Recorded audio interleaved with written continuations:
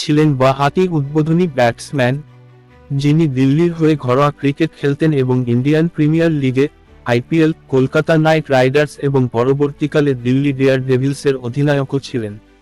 2003 সালে তিনি বাংলাদেশের বিপক্ষে ওয়ানডে আন্তর্জাতিক আত্মপ্রকাশ করেছিলেন এবং ঠিক পরের বছর অস্ট্রেলিয়ার বিপক্ষে তিনি প্রথম টেস্ট ক্রিকেট আত্মপ্রকাশ করেন। 2010-এর শেষ থেকে 2011 সালের শেষ দিকে অবধি তিনি ভারতীয় দলের অধিনায়ক থাকাকালীন ভারত 6টি ওয়ানডে খেলে এবং প্রত্যেকটিতে জয়ী হয়েছিল। 2007 সালের বিশ্বকাপ টি-20তে মাত্র 54 বলে 75 রান এবং 2011 ক্রিকেট ওয়ানডে বিশ্বকাপে 122 বলে 97 রান, উভয়ের ফাইনালে তিনি ভারতের মহাকাব্য জয়ের এক অবিচ্ছেদ্য অংশীদার ছিলেন।